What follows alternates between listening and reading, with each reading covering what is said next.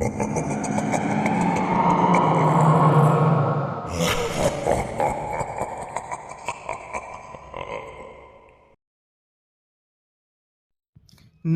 दोस्तों, एक बार फिर से स्वागत है हमारे हॉरर पॉडकास्ट शो में, जहां पर हम लोग एक से बढ़कर एक सच्ची घटना पर आधारित डरावनी कहानियां सुनते हैं। तो जो आज की कहानी है वह भी बहुत ही बेहतरीन कहानी है। लास्ट तक बने रहिएगा, कहानी की एंडिंग तो और भी ज़बरदस्त होने वाली है। फिलहाल ये थैंक्स उन व्यूअर्स के लिए जिन्होंने मेरे जो लास्ट वीडियो था उसको लाइक किया और कमेंट किया। फिलहाल उनका थैंक यू। और आज का भी टारगेट वही रहेगा, 50 लाइक और 20 कमेंट का। हो सके तो इस छोटे से चैनल्स को, इस छोटे से अचीवमेंट में आप अपनी मदद या योगदान कर सकते हैं। तो चलिए कहानी की शुरुआत करते हैं और लास्ट तक ज़रूर बने रहेगा। उम्मीद है ये कहानी आपको बहुत ही पसंद आने वाली है। तो कहानी की शुरुआत करते हैं। एक छोटे से गांव में, जहां समय मानो ठहर सा गया हो, वहां पर एक लड़की रहती थी जिसका नाम राधा था। वह बहुत ही सुंदर और मासूम लड़की थी, जिसकी आंखों में सपनों की चमक हमेशा बनी रहती थी। उसके माता पिता की मृत्यु बचपन में ही हो गई थी, इसलिए सहानुभूति के तौर पर गांव के लोग राधा को बहुत प्यार करते थे। लेकिन राधा के मन में एक अजीब सी बेचैनी हमेशा रहती थी। वह अक्सर रातों में अकेले बैठकर एक पुराने और खंडहर नुमा मंदिर की ओर देखती रहती थी, और कभी कभी उसे एहसास होता था कि कोई अजीब सी खिंचावट उसे उस मंदिर की ओर खींच रही होती है। एक रात राधा हिम्मत करके उस मंदिर में चली गई। मंदिर के अंदर का नज़ारा देखकर उसके होश उड़ गए। मंदिर में एक पुराना जर्जर और एक बहुत ही अजीब सा दिखने वाला मूर्ति रखी हुई होती है। उस मूर्ति को देखने पर उसे अजीब सा लगता है, लेकिन जब वह उस मूर्ति को देख रही होती है तभी उसका ध्यान उस मूर्ति के बगल में रखे हुए एक जर्जर और पुरानी ताबीज पर पड़ती है। ताबीज पर अजीब अजीब से चिन्ह बने हुए थे।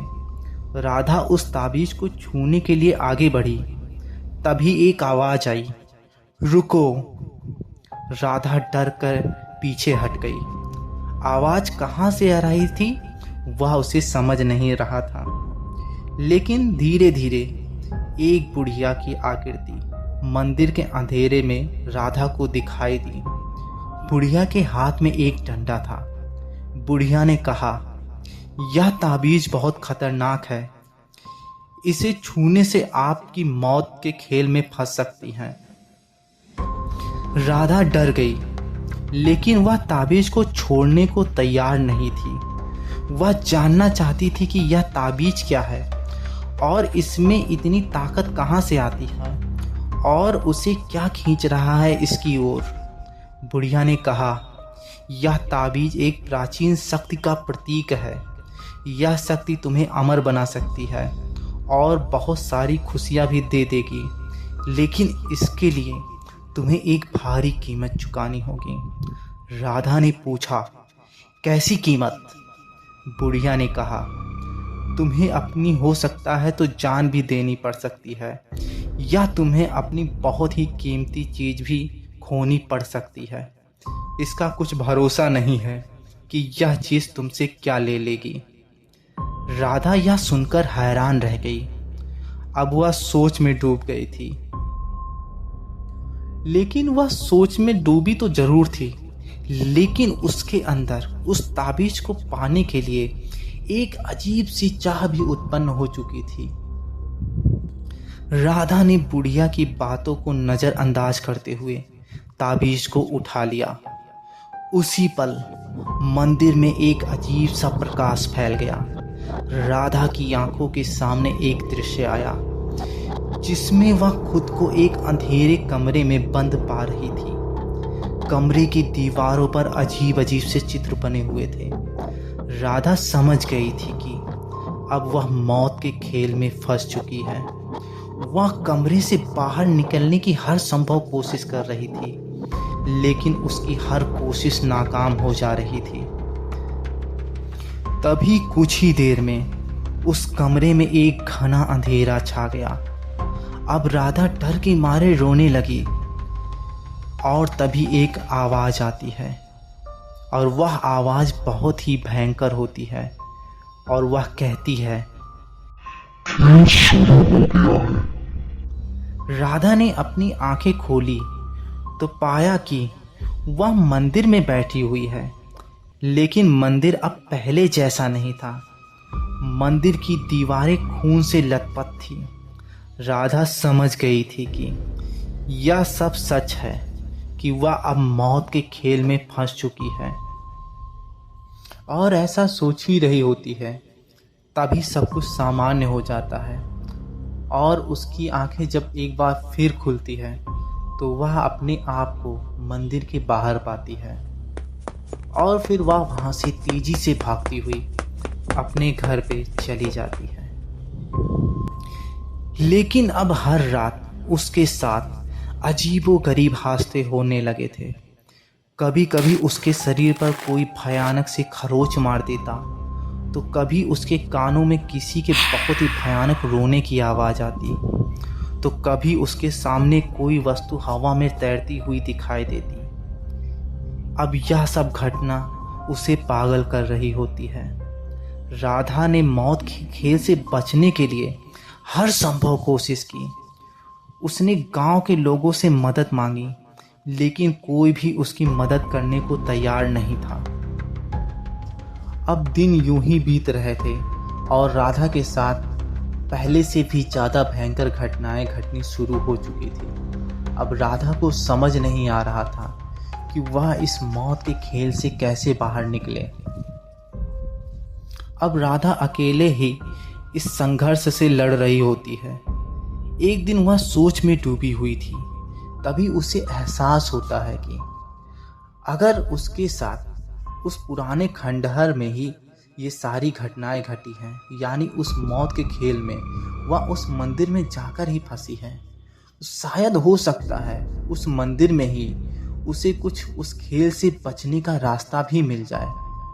और अगली सुबह वह उठकर उस मंदिर में चली जाती है और उस मंदिर में इधर उधर खोजने का कुछ प्रयास करती है कि शायद उसके हाथ कुछ ऐसा लग जाए जो उसको इस मौत के खेल से बाहर निकाल सके। तभी राधा को मंदिर के एक कोने में एक पुराना ग्रंथ मिलता है और जिसमें उस श्राप से मुक्ति का समाधान लिखा होता है। उस ग्रंथ में लिखा था कि इस खेल से बचने के लिए उसे एक विशेष मंत्र का जाप करना होगा। राधा ने उस मंत्र का जाप करना शुरू कर दिया, लेकिन उस मंत्र का जाप करते समय उसे बहुत ही कष्ट हुआ। मानो उसकी सांसें अब नहीं तो तब रुकने ही वाली हैं। उसे अजीब सी घबराहट और बेचैनी महसूस हो रही थी, लेकिन राधा ने मंत्रों का जाप करना छोड़ा नहीं और उसे अपनी पूरी क्षमता से पूरा किया। आखिरकार मंत्र का जाप पूरा हुआ और राधा मंदिर की रोशनी में एक अजीब सा एहसास महसूस करती है। उसके सामने एक रोशनी के बीच से एक देवता निकलता हुआ दिखाई देता है। उस देवता ने राधा से कहा, तुमने बहुत संघर्ष किया है, मैं तुम्हें इस खेल से मुक्त कर देता हूँ। यह सुनकर राधा बहुत ही खुश हो जाती है और राधा ने उस देवता का धन्यवाद दिया और धन्यवाद देते ही वह देवता वहाँ से गायब हो जाता है और एक बार फिर राधा उस मंदिर से बाहर निकल आई। राधा ने जब गांव लौटी तो वह पाया कि गांव वाले उसे भूल चुके हैं। अब राधा अकेली रह गई थी और राधा ने अब समझ लिया था कि वह कोई देवता नहीं था, वह एक छल था और राधा अभी भी उस मौत के खेल में फंसी हुई थी। दरअसल उस अदृश्य शक्ति ने राधा के साथ एक छल किया होता है।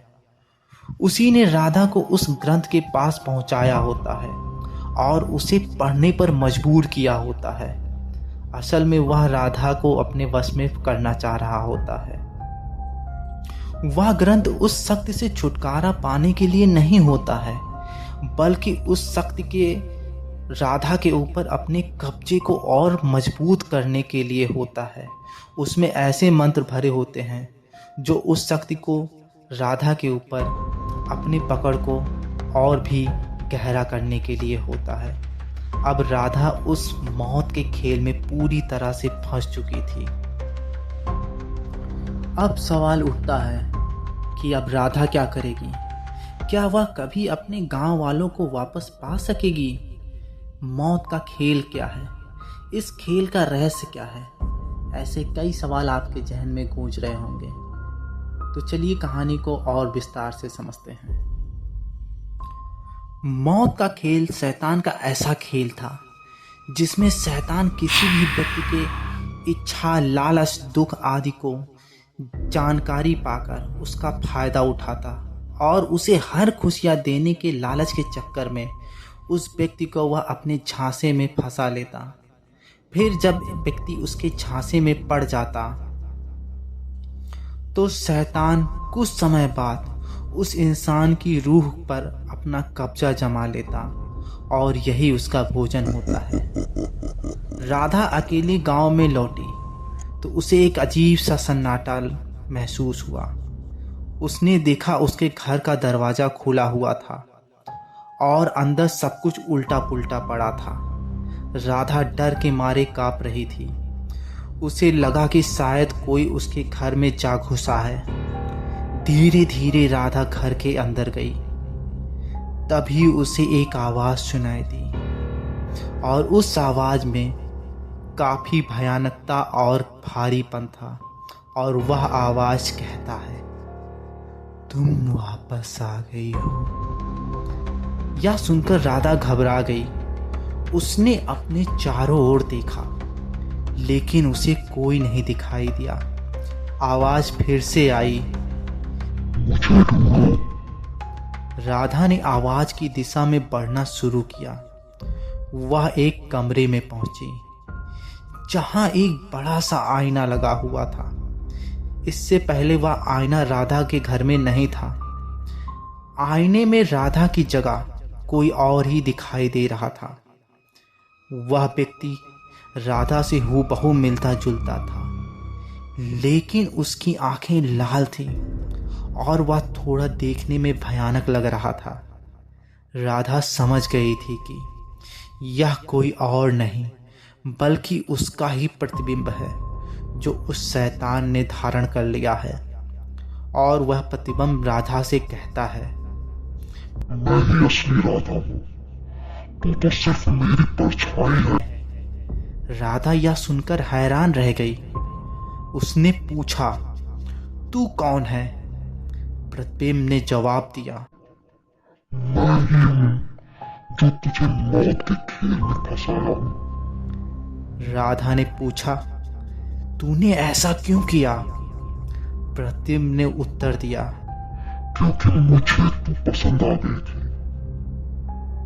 अब यह सब चीजें राधा को अंदर ही अंदर बहुत भयभीत कर रही होती हैं, लेकिन वह अपने आप को संभालते हुए, और जब वह प्रतिबिंब उससे प्यार करने का दावा करता तो राधा बहुत आश्चर्यचकित हुई और उसने एक बार फिर पूछा, तुझे मुझसे प्यार है लेकिन तूने तो मुझे मारने की कोशिश की। प्रतिबिंब ने कहा, मैं तुझे मारना नहीं चाहता था, मैं सिर्फ तुझे अपने साथ रखना चाहता था।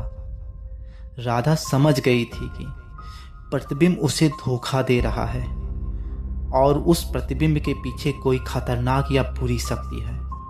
उसने कहा, मुझे तुझ पर विश्वास नहीं। प्रतिबिंब गुस्से से लाल हो गया। उसने कहा, अगर तू मुझ पर विश्वास नहीं करती तो तू फिर भी मरी जाएगी। राधा यह सुनकर बहुत भयभीत हो जाती है, लेकिन उसने हिम्मत नहीं हारी। उसने प्रतिबिंब से कहा, मैं कभी तुझे अपना नहीं मानूंगी।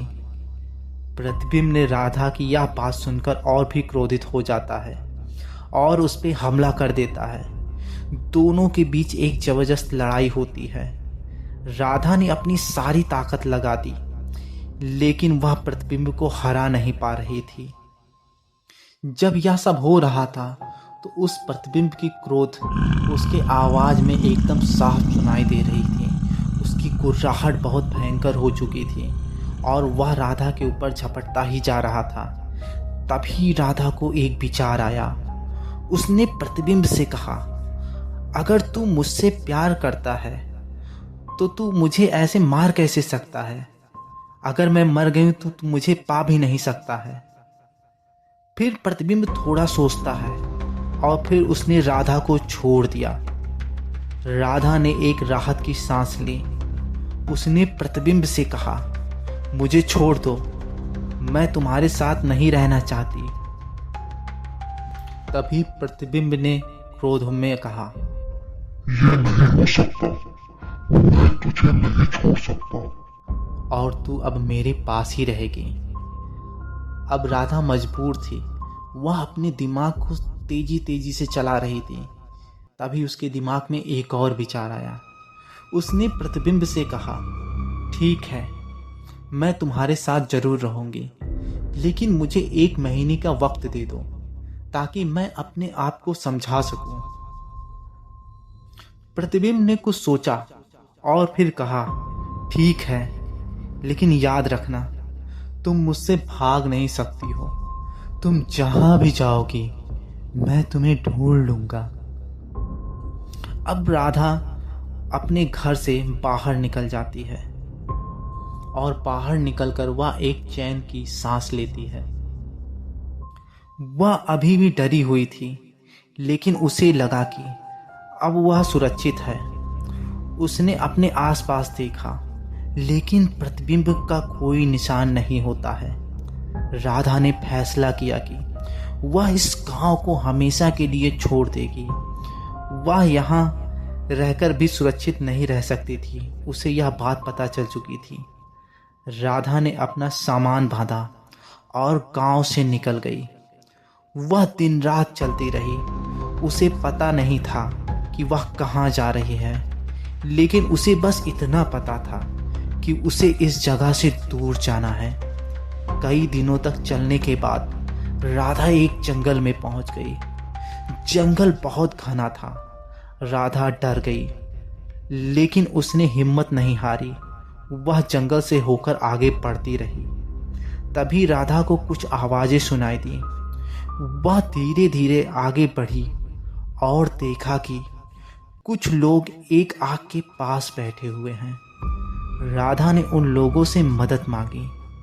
उन लोगों ने राधा को अपनी झोपड़ी में रहने दिया। राधा ने उन लोगों को अपनी पूरी कहानी बताई। लोगों ने राधा के बातों पर विश्वास किया और उसे आश्वासन दिया कि वे लोग उनकी रक्षा करेंगे। राधा ने उन लोगों के साथ कुछ दिन बिताए। धीरे धीरे वह इस नई जगह पर रहने लगी। एक दिन राधा को एक सपना आया। सपने में वह प्रतिबिंब को दिखाई दे रही थी। प्रतिबिंब ने कहा, मैं तुझे कभी नहीं छोड़ूंगा, मैं तुझे ढूंढ लूंगा, तू मुझसे दूर नहीं जा सकती। राधा यह सुनकर जाग जाती है और डर के मारे कांपने लगती है। उसने सोचा कि शायद प्रतिबिंब उसे ढूंढ ही लेगा। राधा ने लोगों से कहा कि वह इस जगह से जाना चाहती है, क्योंकि राधा को यह एहसास हो चुका था कि अगर उस प्रतिबिंब और यानी उस साये ने राधा को खोज लिया तो वह उन लोगों को भी जान से मार देगा, और वह नहीं चाहती थी कि उसकी वजह से किसी बेगुनाह की जान जाए। लेकिन वे लोग नहीं चाहते थे कि राधा वहां से जाए। लेकिन राधा के बहुत विनती करने पर वे लोग राधा को जाने के लिए कह देते हैं। और एक बार फिर राधा ने अपना सफर शुरू किया। वह चलते चलते एक शहर में पहुंच गई। शहर में राधा ने एक नौकरी कर ली। राधा दिन रात मेहनत कर रही थी, लेकिन वह हमेशा डरी रहती थी कि कहीं प्रतिबिंब उसे ढूंढ ना ले। कई साल बीत गए, लेकिन वह प्रतिबिंब को कभी नहीं भूली, और प्रतिबिंब का नामो निशान भी उसके जीवन में अब नहीं दिखाई दे रहा था। एक दिन राधा को एक अखबार में खबर मिली। खबर में लिखा था कि एक गांव में एक लड़की को मार दिया गया है। राधा ने उस खबर को पढ़कर डर गई। उसे लगा कि शायद वह लड़की वही है जिसे प्रतिबिंब ढूंढ रहा था। राधा ने फैसला किया कि वह उस गांव जाएगी। राधा उस गांव में पहुंची और उसने उस लड़की के बारे में पूछा। लोगों ने राधा को बताया कि वह लड़की बहुत ही खूबसूरत थी, लेकिन कुछ दिन से वह विक्षिप्त हो गई और पागल की तरह घूमने लगी थी। जब राधा ने उस लड़की को देखा तो वह दंग रह गई। उस लड़की का चेहरा राधा से हूबहू मिल रहा था। राधा समझ गई थी कि यह एक छल है, वह लड़की ही प्रतिबिंब है। और राधा को अब पूरी बात समझ में आने लगी थी कि एक बार फिर उस प्रतिबिंब ने राधा को अपने जाल में फंसा लिया और उसे अपने पास बुला ही लिया। तभी उस पूरे गांव का माहौल बदल जाता है। गांव के सभी लोग गायब हो जाते हैं। हवाएं तेजी तेजी से चलने लगती है। अंधेरा छाने लगता है और उसके सामने सिर्फ और सिर्फ काले धुएं ही दिखाई देने लगते हैं। अब राधा उस गांव से तेजी से निकलने लगी। तभी राधा को एक ठंडी हवा ने घेर लिया जो एक भयानक सन्नाटा लेकर आई। उसे अचानक एक डरावना आभास हुआ कि कुछ गड़बड़ है। जैसे वह चली, अंधेरे से एक काली आकृति निकली। या वही साया होता है। उसकी आंखें नर्क की आग की तरह चमक रही थीं। या अस्वाभाविक गति से चला। कुछ ही पल में राधा और उस साये के बीच की दूरी कम हो जाती है।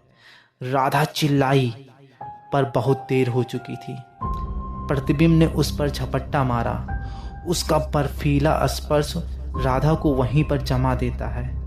उसके चेहरे पर एक दुष्ट मुस्कान फैल गई और वह कहता है, तुमने मुझसे छल किया, तुम मुझसे भाग नहीं सकती हो, यह मैंने तुम्हें पहले ही बता दिया था। अब इसका तुम्हें भुगतना पड़ेगा। और ऐसा कहकर वह बहुत भयानक हंसी हंसता है।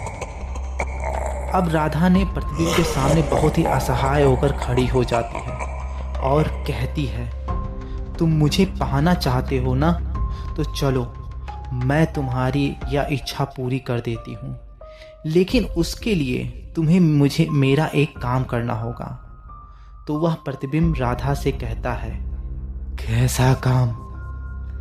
राधा अपने पास से एक छोटा सा शीशा निकालती है और कहती है, तुम इस शीशे में जाना होगा और फिर मैं तुम्हें इस शीशे में कुछ देर के लिए देखना चाहती हूँ और फिर तुम मुझे भी इस शीशे में बुला लेना, जिससे हम दोनों इसी शीशे में रहेंगे और एक साथ मिलकर रहेंगे।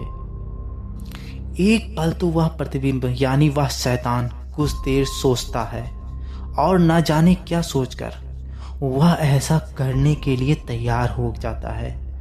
और जैसे ही वह उस प्रतिबिंब के अंदर प्रवेश करता है, तभी राधा देरी ना करते हुए उस शीशे को एक अभिमंत्रित धागे से बांध देती है, जिससे वह शैतान उस शीशे में ही कैद होकर रह जाता है और उसके द्वारा फैलाई गई सारी शक्तियां खत्म हो जाती हैं।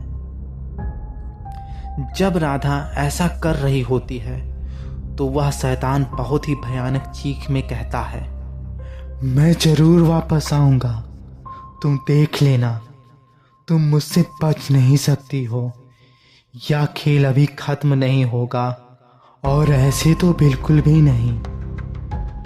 अब राधा ने निश्चय किया कि वह इस शीशे को किसी ऐसी जगह पर ले जाकर दफनाएगी जहां कोई आता जाता नहीं हो।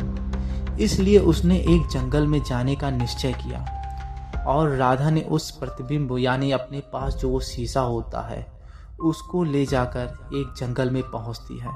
वह जैसे ही जंगल में पहुंचती है, तैसे ही वहाँ जंगल का माहौल बदल जाता है। उस जंगल में बिजली कड़कने लगती है, हवाएं तेजी से बहने लगती हैं और जानवरों की अजीब अजीब आवाज़ें सुनाई दे रही होती हैं, मानो वह प्रतिबिंब अपनी शक्तियों को उस जंगल में फिर से प्राप्त करने की कोशिश कर रहा हो। और उस प्रतिबिंब की एक भयानक हंसी फिर से राधा के कानों में गूंजनी शुरू हो जाती है। अब राधा एक बार फिर समझ चुकी थी कि उसे सब कुछ जल्दी करना होगा, वरना यह प्रतिबिंब अपनी शक्तियां दोबारा प्राप्त कर लेगा और एक बार फिर वह राधा को अपने वश में कर लेगा। तभी राधा ने एक गड्ढा तेजी से खोदा और उस प्रतिबिंब यानी उस शीशे को उस गड्ढे में दफना दिया। और उसकी चीख निकलती रही, लेकिन राधा ने उस चीख को ध्यान नहीं दिया।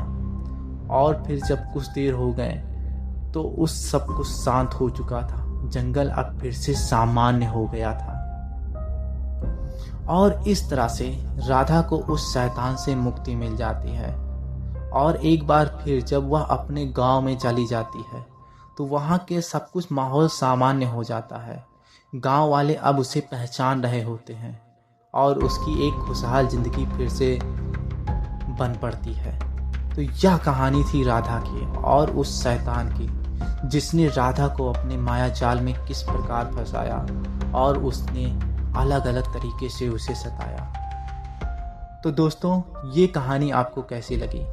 अगर कहानी अच्छी लगी हो तो एक लाइक ज़रूर बनता है इस वीडियो के लिए, और कमेंट बॉक्स में मुझे बताइएगा कि कहानी आपको कैसी लगी। साथ ही मुझे ये ज़रूर बताइएगा कि मेरी वीडियो को आप किस स्थान से देख रहे हैं और आपका नाम क्या है, ताकि मैं आपके साथ जुड़ सकूं। तो फिलहाल मिलते हैं किसी नई कहानी में, किसी नई डरावनी कहानी के साथ। तब तक के लिए आप लोग अपना ख्याल रखिए और कहानी पूरा सुनने के लिए आप लोग का दिल से शुक्रिया, और अपने सपोर्ट को इसी तरह बनाए रखिए। चलिए फिलहाल मिलते हैं किसी नेक्स्ट वीडियो में, तब तक के लिए बाय बाय।